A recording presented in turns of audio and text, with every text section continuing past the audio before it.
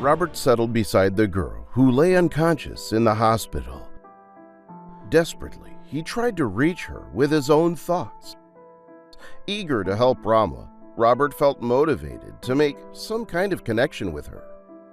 He understood that she was fully capable of reaching out to him. If only he could wake the girl from this terrible spell.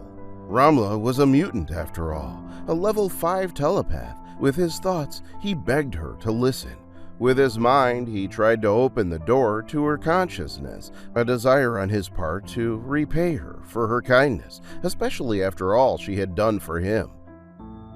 Little did Robert know, there were secrets that were yet to be revealed. There were answers to the riddle, waiting in the depth of her mind. Quite some time ago, 10 years prior to this event, to be precise, there was somebody who could have given Robert some advice. All Robert had to do was make this connection, a connection with the past. That was all he needed. Jeff O'Rourke sat alone at the bar, nursing a beer. The clock on the wall gave the date June 7th, 2021. Almost 10 years ago from Robert's perspective. John Spencer, the pub's manager, went and sat beside Jeff. "Hey, mate, you feeling all right?" the man asked, concerned. Jeff regarded his old friend suddenly, as though the brief question had knocked him off guard. "Paul told me you were upset." Jeff looked across the room in the direction of the tall, rather flamboyant young barman who stood polishing a stemmed glass. Paul stopped immediately what he was doing and shot a look of concern in Jeff's direction. Jeff always felt the butterflies in his stomach whenever Paul looked at him. John caught that look. It was no secret. Jeff was lonely and was also quite smitten. "Listen, Jeff," John continued, "you have to stop mooning over chess. It's doing you no good, man. Why don't you listen to a friend for once? Move on." "Don't you think I haven't tried?" Jeff retorted. "You know what? All the old lines don't fly anymore. It's always, 'Oh, you'll find someone else. There's plenty more fish in the sea, right?'" Jeff gave an ironic smile. "I've always been old school, always believed in the old impromptu meets.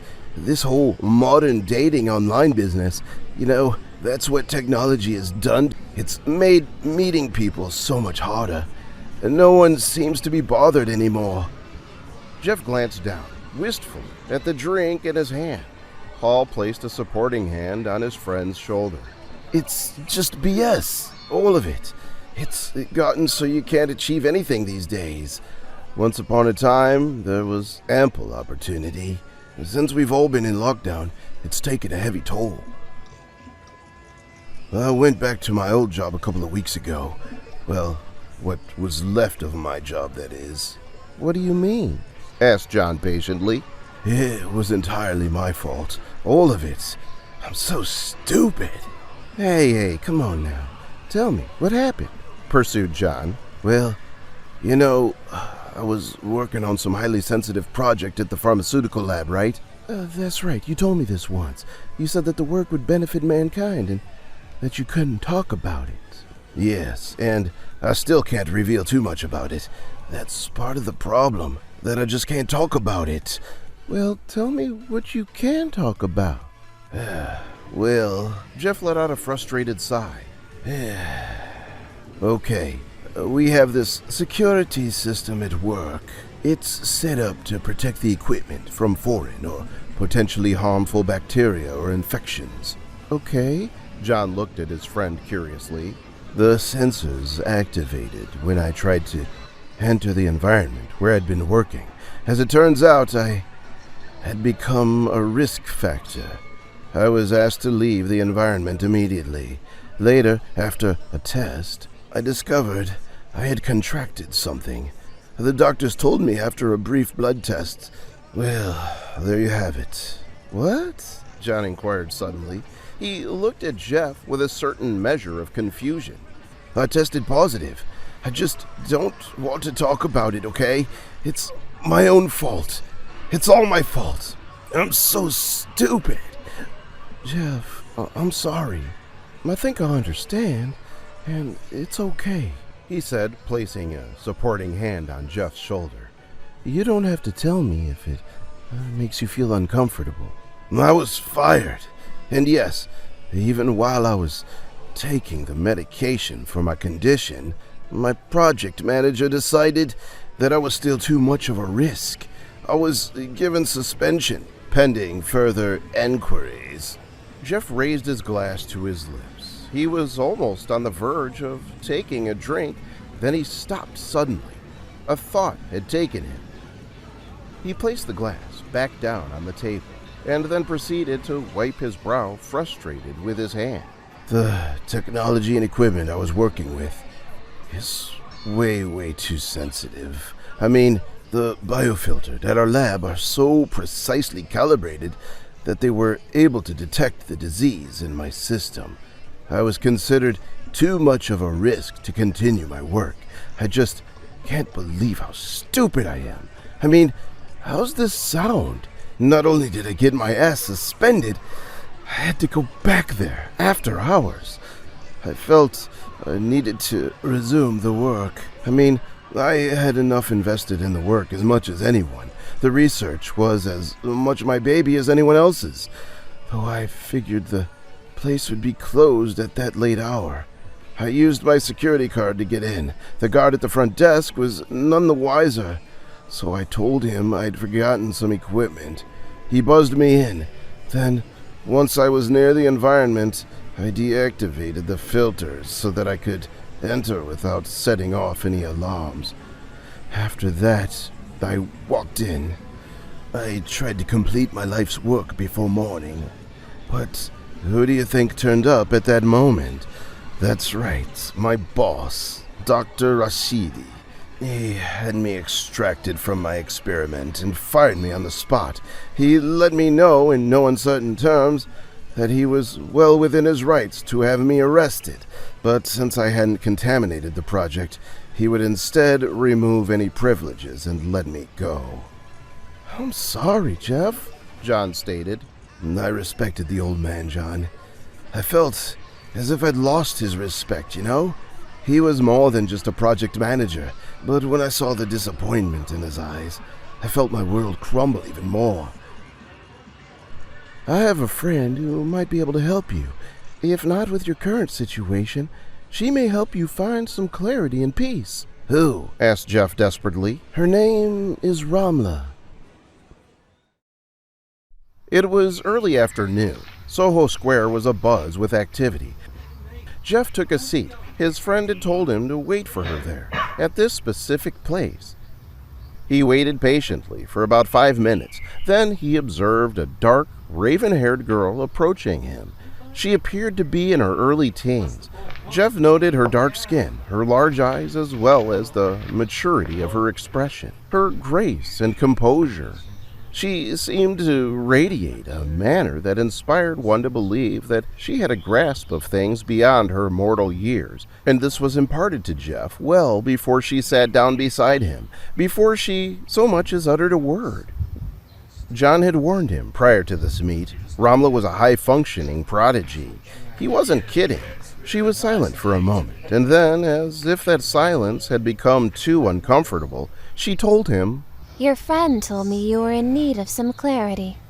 Jeff looked at the girl, appearing altogether surprised. You're Ramla, he asked. Does my age surprise you? That is, I mean... I am not as I appear. Don't trust your eyes. They will always deceive you. Jeff could barely believe his senses. He stared down at the 13-year-old girl, but all he was hearing from her mouth were the utterances of an older sage. I feel that I know you, Jeff. Already you have opened your mind to me. You have done this freely and without fear of rejection on my part. You are ready for the truth. The truth, he said, looking surprised. Yes, the truth that everything is part of one great whole. We are all connected, held together by atoms and cell structures. Haven't you ever felt it? No, of course you haven't. They don't teach you how to know these truths in school. There are no academies charged with the task of showing people how to really live. Why do you suppose that is? I have no idea, answered Jeff. Why, it is because it isn't profitable.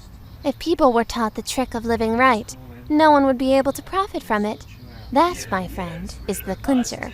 So basically, you are goaded into a culture where it is unprofitable to allow you to think for yourself. But there is only one major problem with this. There are those who are prone to think too much, where it's not necessary to do so. Or they don't think at all when it does become necessary. This is the resulting failure of a toxic society. Jeff looked away thoughtfully. It's true. I want to help you, Jeff. She looked up at him at last. I wish to help you find the truth. You need space, room in which to grow, to become the better version of yourself. She offered Jeff her hand. Slowly he took it. The world, the quaint square in which they were seated, shifted suddenly. It was like some hallucinogenic kaleidoscope of color. Then all was replaced by a room. Jeff remained stunned as his eyes slowly scanned the altered space. What's going on? Where are we? Jeff was still holding this girl's hand. He shot her a bewildered look. Indeed, nothing had quite prepared him for what happened next. 10 years had passed since that day in Soho Square. Jeff O'Rourke was but a memory, secluded in a girl's mind palace. In all that time, he had learned some honest lessons, enough to be able to pass on his newfound wisdom to the next wayward soul, a soul who was lucky enough to discover Ramla's hidden power. Robert felt a sudden quickening, his thoughts slipping, his senses melting away before returning, and where was he? The mind did not recognize the swift transition, not at first, but steadily the question had trickled into his thoughts. The hospital. Where was the trauma ward? Where was Ramla? Robert awoke to find he was laying on the floor. The space around him was different. Everything was changed. He picked himself up. Awkwardly, he stepped toward the door, reaching out with an uncertain hand. He turned the knob and pulled to egress. Beyond lay a tropical garden with bright flowers and palms. It was an open courtyard. Above was the light of the sun. Its heat found his bare skin as he ventured into the outside space. There was this transformed presence of a town beyond the structure, a vast and sprawling city indeed, dirty and bustling with people. There was a short dirt track that opened to the activity and excitement of a marketplace. Carpets were hung, even ornamentally designed clothing. All manner of wares, as well as precious jewelry, could be found. Gingerly, Robert ventured outwards, joining the bustle of the crowds. Was this place inside Ramla's mind, he considered to himself? Was he now a traveler, a tourist, inside the thoughts of a telepath? This idea alone brought him no comfort, quite the opposite indeed. He called her name. Ramla! The girl did not answer. He was inside her head. He was convinced of it. He called out her name again. Ramla! Still no answer. The crowds were dense and people wouldn't move. Out of sudden fear and frustration, Robert asked people to please move out of the way, though nobody took any notice. He froze abruptly. A sound, dull and eerie, and quite audible, rose amid the gathering. Robert was too afraid to look, though slowly he turned. There, in the far distance, strode three of the oddest creatures. Robert blinked as he witnessed their tall, bony shapes emerge beyond the crowds. What in the God's name were they? These creatures took great ponderous strides on both their back legs and forearms. They had long, bony frames with tiny, angular heads and eyes that were elliptical, featureless, and black. They stopped walking at last. They watched the humans milling in the square. Their eyes seemed to find targets amid the gathering of people. Steadily, they began to rise up, each of them steadying themselves on their hind legs. Robert tried to brace himself for the sounds they emitted. Covering his ears with his hands, he clenched his eyes shut. The screaming of the people filled the air as a deafening hiss sounded. But one after the other, the people in the market square began to drop dead. Bodies fell to the floor as if drained of life energy. Robert felt some force pull him back. He realized something or someone was commanding his body. He wasn't in control anymore. It was as if he had grown puppet strings at last, and his puppet master was commanding him to run. Get out of there! Get out fast! He did just that, though his actions remained involuntarily. He had cleared a safe distance between himself and those three unknown invaders. His limbs began to steady. His heart rate gradually slowed. His breath measured. What just happened? He took in a few deep breaths before noting his immediate surroundings. The realization that he had been goaded into a narrow passageway dawned on him fast. There was a singular doorway to his left, covered with drapes, plastic beads. Was this all by design? Had Robert been goaded to this place, compelled to enter? He stepped through the curtain of beads. What appeared beyond the modest threshold was not quite so modest. The long corridor that presented itself had the proportions of a rich mansion.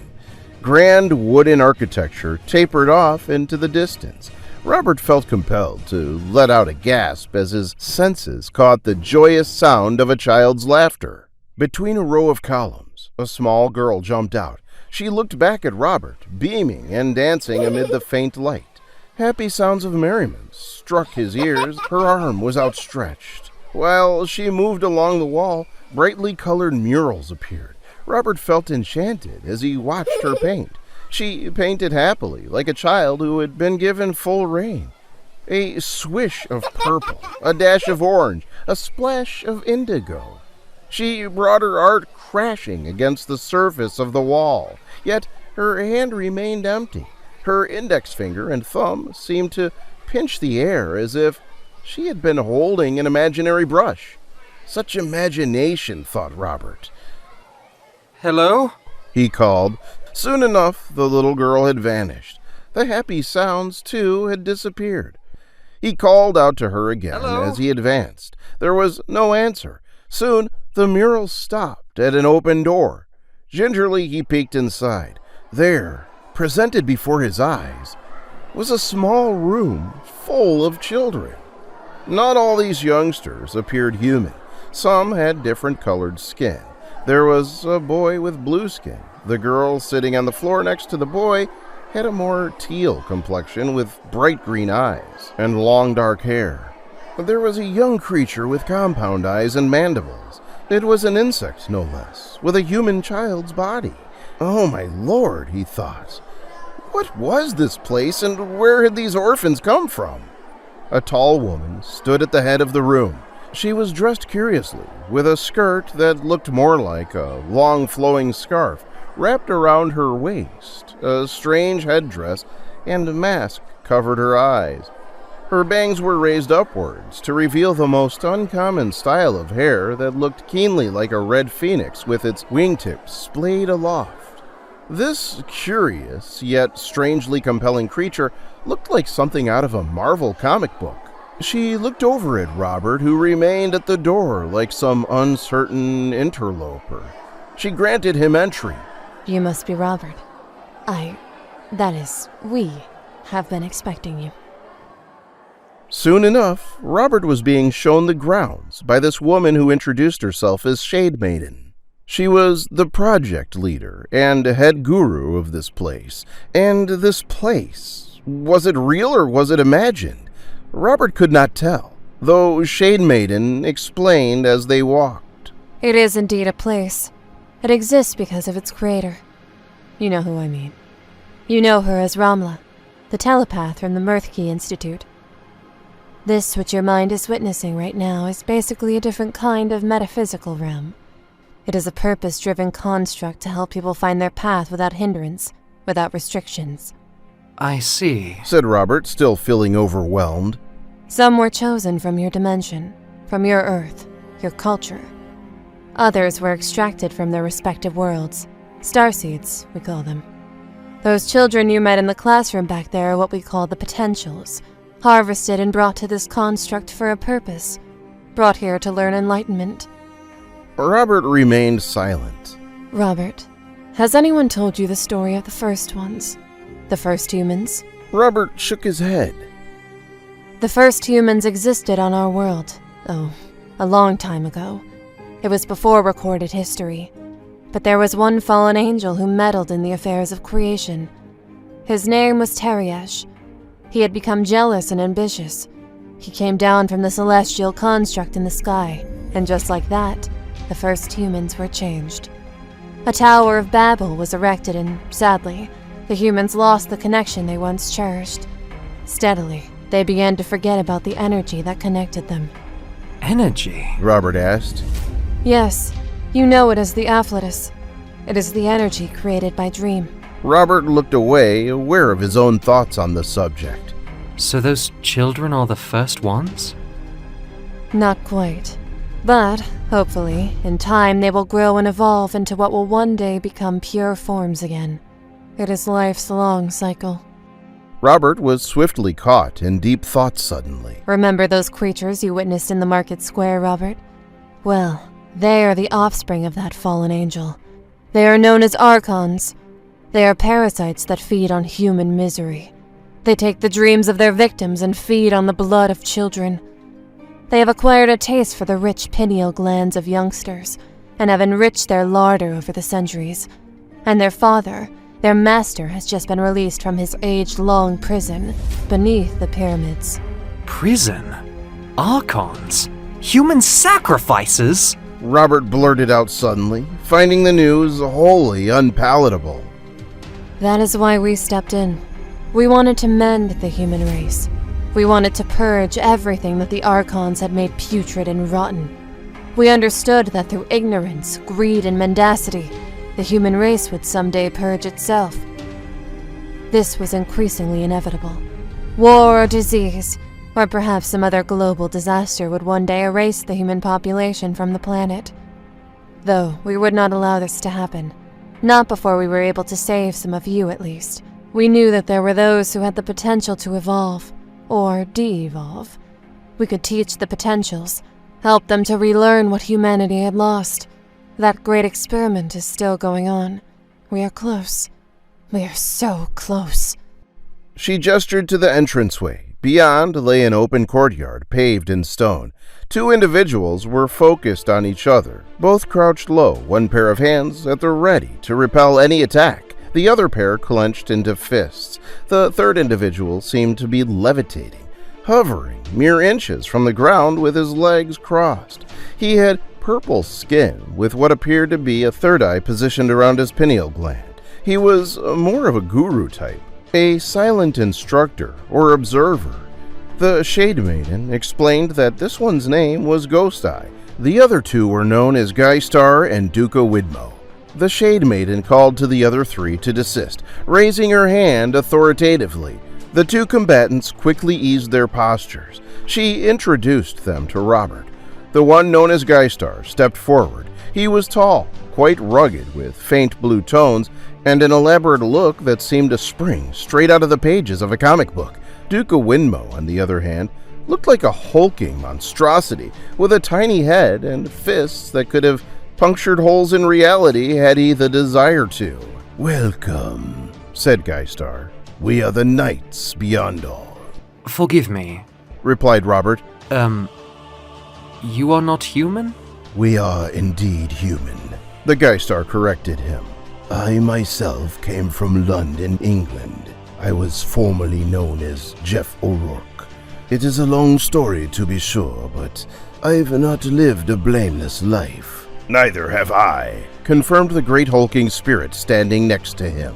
Geistar paused for a moment to offer his companion a somewhat differential look. He turned back to face Robert and continued. Yes, well, I'm no saint. Whatever you've heard about me, not saying they're wrong or anything, but I became quite ill because of some dangerous life choices. I ran into a 13-year-old Egyptian girl, could read my mind with telepathy. She sent me here, and here I've remained, learning all I can about existence. I guess I learned quite a lot. I learned how to live with myself. I also learned this. Duca muscled in suddenly with his deep Eastern European accent. I dabbled in meth when I was 15, got wrecked at weekends. Could clear an entire room with my loud farts. End of story. Another withering look came from Geistar. What I'm trying to say is, we are not quite there yet. And while some of us are not quite all there, to be sure, and he gave Duca another look, we are not perfect. That is not our objective here. No? Robert answered, uncertain of Geistar's overall point. When I was on Earth, I was a scientist. The tall ghost continued. I was working on a highly secretive project, hoping to unlock the hidden nature of life, of death, and the beyond. Well, let's just say I put the whole venture in jeopardy. I was given a disease, and still I placed my work at risk. I risked contaminating the equipment, and in so doing, I was altered in a lab accident. I didn't notice the changes straight away, but my career was practically over. Later I discovered that my entire being was changing at the molecular level. I became part mortal, part ghost. It didn't happen all at once, mind you, but gradually I felt different. Every fiber of my being started to resonate at a much different frequency than before. A friend put me in touch with Ramla, and she was able to give me a haven here, a place which has given me some peace for the past several years. I never age, and it's likely I will never die. The one known as Ghost Eye bowed his head in total agreement. Robert trained his eyes upon the sky above, as well as the myriad stars that shone, piercing through the shroud of dense black. Something appeared a little off. The pinpricks of light were moving. Some became twirls, dancing and gamboling out of their alignment. What's going on? Asked Robert, fixedly gazing up at the performance. What? Replied Geistar, following Robert's gaze. The stars are moving. Robert observed. Don't they always? Replied Ghost Eye, alighting from his meditative levitation. No, replied Robert. They are supposed to remain fixed in the same place. Nothing, not even the stars, remain static, explained the Ghost Eye. Everything, everywhere. Time and reality is always in a state of flux. Robert looked upwards, confused. I suppose, though, Ghost Eye added, some things do not flow. The Okons, for example. They are, without question, the only creatures in all of existence that do not progress or change or move. They have no soul, no love, no empathy even. So, they take the only essence of power you mortals have. Your dreams. The energy that links your kind and binds it together. It is like food to them. Yeah, greedy devils, Duca exclaimed rudely. It was at that moment Ghost Eye stepped in to offer further explanation. And in the meantime, they take what they want from you. They take all you are and give nothing back. Somehow, these demons have infiltrated this level of existence. Already, they infect this pocket of reality. Already, you have seen them with your own two eyes. I can sense it, smell it, even see it. It is like an ancient fear that rests in the very essence of your core. The fear that has been handed down, coded, and written into your genes. Now, they are here because Ramla brought them here. And where exactly is here? Robert asked. Is this place inside Ramla's mind? Not exactly, Answered the ghost eye. This place is a conduit, an extension of thought and dream. Robert followed the ghost's gaze towards the garden's edge. He could see it in the distance, all along the land, there in the distant horizon, a bright and sickly orange glow. They are coming! He is coming! The spider! What can we do?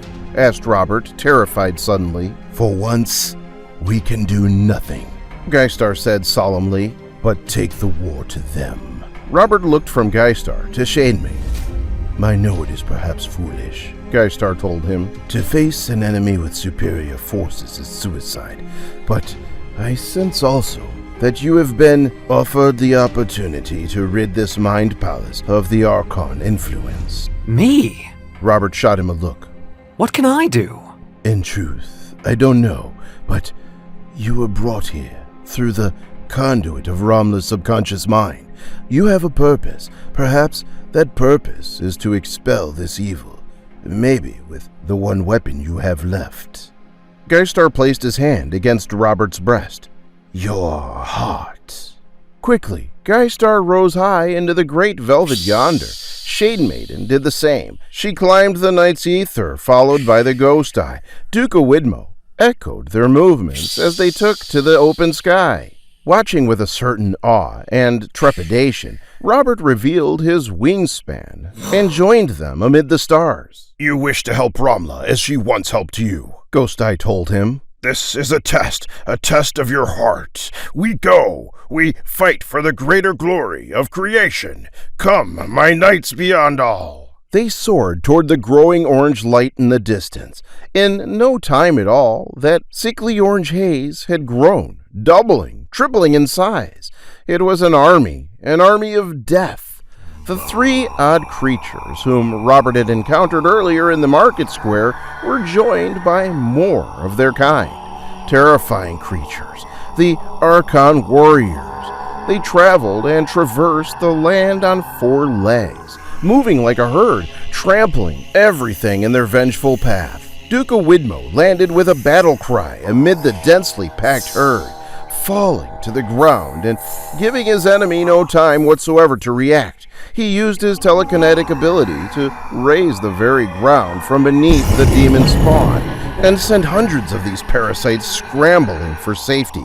Ghost Eye did not wait for the creatures to gather their wits. He followed up with a surge of power generated by his third eye. Hundreds of these demons burst into ashes instantly. Robert hovered alongside Geistar. You people are so powerful. I'm confused. What possible value could I offer? Our power here is great, Admitted Geistar. On Earth, our power is not as potent, but even here, in this imagined world, our power would eventually be for naught against an enemy as vast as this. Robert, you need to unleash your Afflatus. We need you to generate one single burst. Can you do that? Robert hesitated. He watched Shade Maiden go next. The ghostly woman became a streak of energy as she extinguished the light of so many of the encroaching enemy. But the more that were knocked down, the more they came, replacing those that had fallen. Can you do it? Geistar asked Robert. What good would it do? Robert asked. They feed on its energy, though only in its diluted form. In its pure, undiluted form, the Afflatus is toxic to Archon physiology. They would not be able to withstand it. Then I'll do it, Robert said with an added fire in his belly. He rose in the sky as a bright aura of light began to enshrine his entire body.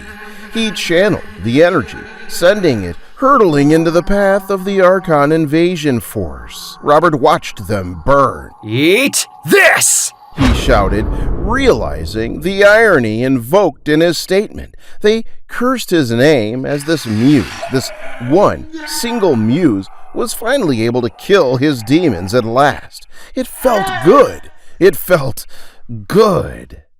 Only in the final wake of all those deaths, the one creature remaining rose up gently into the sky, wrath and venom evident in his large elliptical eyes. "You dare, boy," the last remaining demon rasped. "I have gone by many names.